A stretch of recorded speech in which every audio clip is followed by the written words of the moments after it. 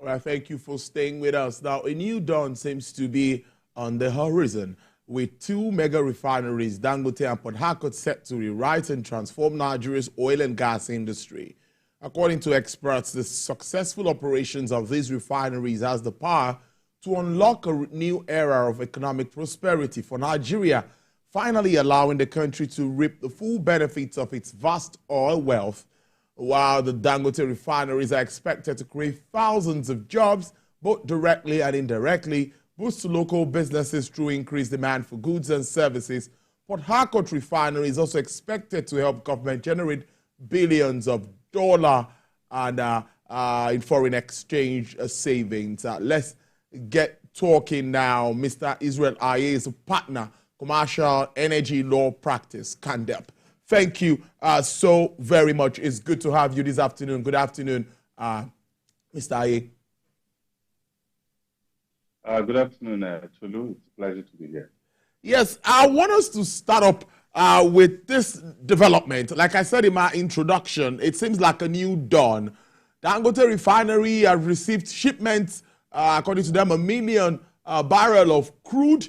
Port Harcourt Refinery, we also hear that a segment of it has started processing or working. You can explain this better to us. What does this mean for us at this very critical time? Well, thank you very much. Your summary leading on to this conversation, I think, captures what it is. Effectively, some of us have made the point that it is not enough to be involved only upstream, farming, as it were, the input, and to not be present in the midstream to the downstream. But with the potential commencement of operations of the Dangote refinery, probably will go as far as you have to describe it as a new dawn, economic prosperity, in that it will create jobs, about 135,000 direct jobs.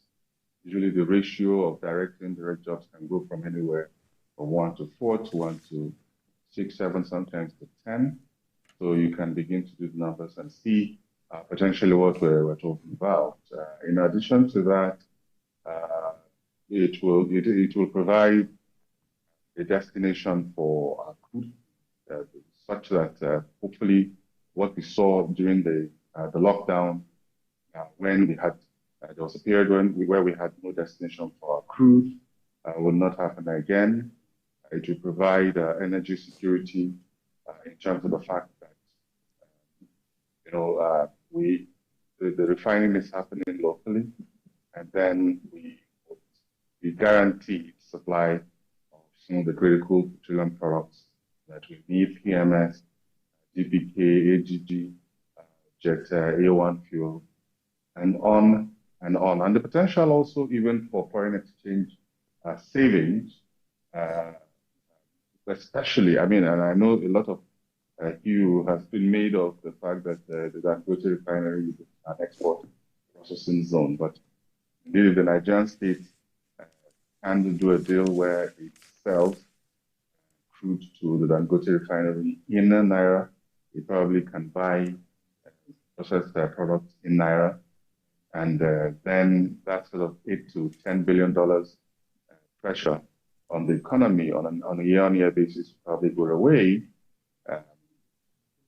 And so those are some of the potential benefits that can accrue to the economy, not to mention the fact as well that it can stimulate the development of Nigeria as a hub, as a refining hub.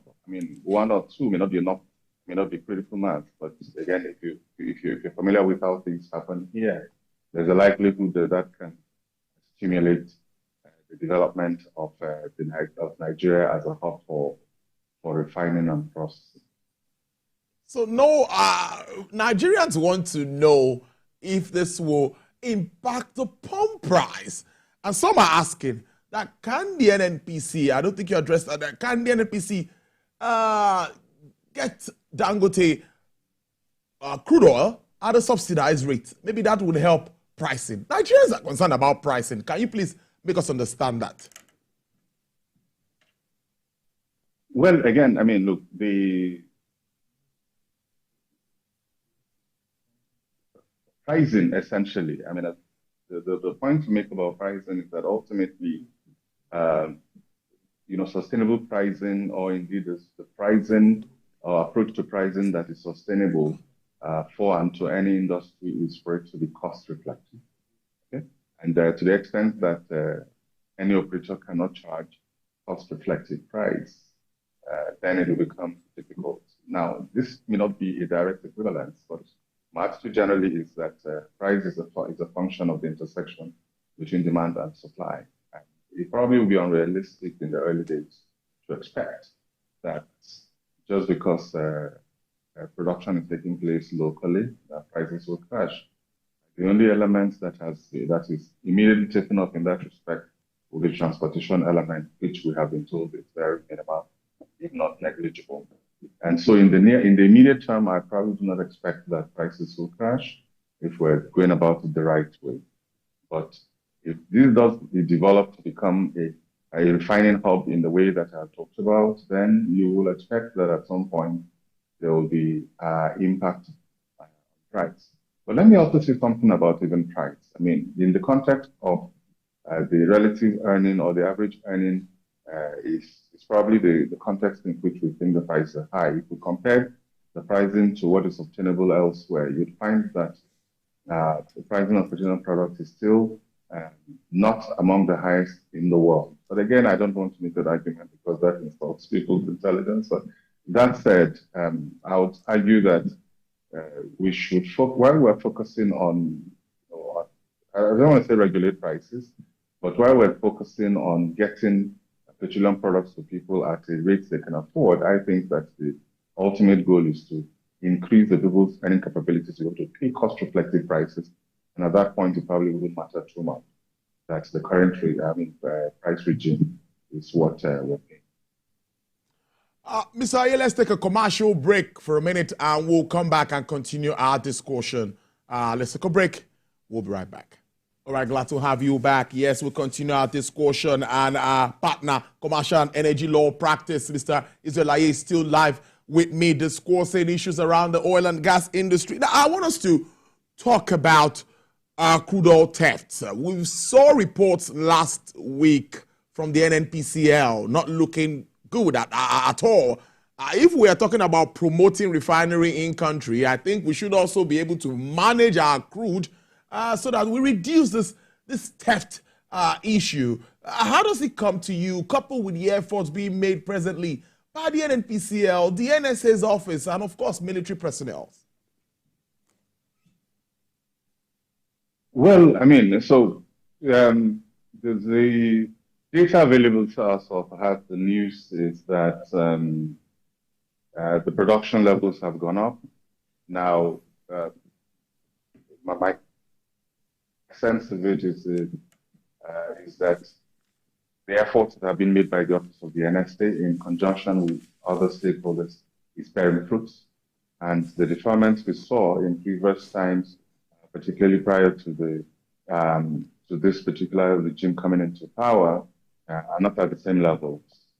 So in terms of the direct effort, direct impact of crude theft on the economy, you'd say that some gains are being made. But having said so, to the extent that it continues to be an issue at the levels that we still see it, that we are not producing up to 2 million barrels a day, that is subject, of course, to the OPEC quota, then that remains a concern. It has multiple impacts in that space. The direct pressure on those operators is one, but also the impact it has on investment is also another one to think about.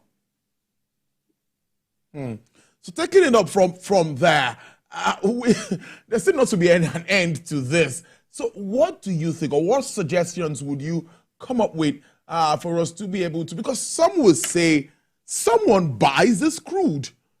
When it is stolen, someone buys. So it looks like an international deal. So what do you think government really needs to look at to start to address this trend? Okay. So the I'm not sure if the right thing there is chicken and egg, but sometimes you're wondering, did the occupants of the house vacate the building because of a rat infestation, or did the building become infested because the parts of the house left the house? Yeah. And part of the thinking out there is that, crude theft as a phenomenon grew when the quote unquote operators, the traditional sort of partners in that space began to become disinterested in the space. And, and again, maybe what I want to put in the public space out there is, for us to take another approach to the discussion on crude theft. There's a place where we can become fixated with crude theft, and we're missing a few underlying issues. Yeah? And maybe the point I want to make here is that the Nigerian oil and gas industry, or the petroleum industry in Nigeria, is indeed going through a transition. There is the global transition of energy transition, with the sort of impact it has. But we're going through another kind of transition in Nigeria, which is typically the IOCs exiting our system and increasingly investing not as much money as they had in the past. And that shows up in a variety of other things. It shows up in rig counts, it shows up in ongoing projects, and the likes of it. As a matter of fact, if you compare the value that is lost to crude theft, not minimizing that in any way, and the value and the value that is lost to lack of investment, you'd find that it's almost a 7, if not a 10, of what that is. But many times everybody focuses on crude theft, and we miss the opportunity to address the fact that we need to take a proactive approach to how we manage this transition. Are our traditional partners staying, or they're not staying? And if they're not staying, what is the competitive landscape going to be like? So that you would have persons who are present and are prepared to invest in that space, not only to maintain the facilities that are there, but also to protect them and to maintain such levels of surveillance that is necessary to safeguard operations in that space. So that's a bigger discussion, and I'm hoping at some point we can have it without minimizing what crude theft is. My sense of it is that if those who are responsible for the charge of operations are present and are investing adequately in that space, structurally we'll be able to minimize crude theft to minimize crude theft. Before I let you go, just last week, the former governor of the Central Bank and former Emir of Kano, Sanusi, talked about metering system to be able to monitor what we produce. That's talking about crude on daily basis, saying the NNPC needs to let us know what they produce, what is being sold, what is being stolen by the day. So what do you think about such system? What technologies can we use to address this ugly trend? I'm sorry, there was a blip in signal, so I missed the first part of your question. Okay, I was talking about a metering system to monitor our supply, our pumping of crude, sales, and all of that. How can we use that to monitor? Or what other technologies are available? Well, I mean, as far as I'm aware, the technology that is used in both metering and measurement is actually called measurement, and it's a term I'm looking for. But the technology that is required by both the law and the regulations is as advanced as it can be, which is known otherwise as the LAC units.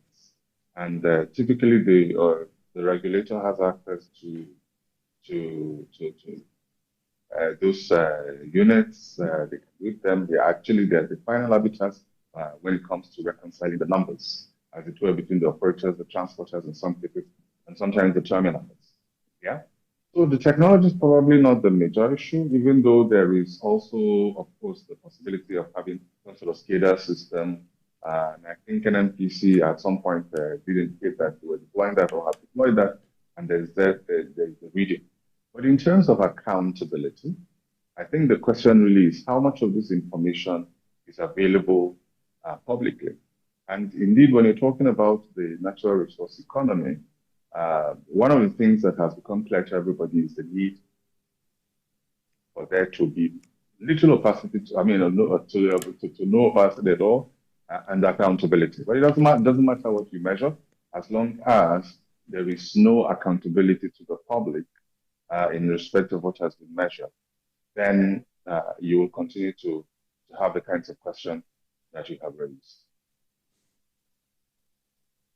Thank you so much, Mr. Israel Aye, partner, commercial energy law practice, Kandap. Thank you. Have a great week.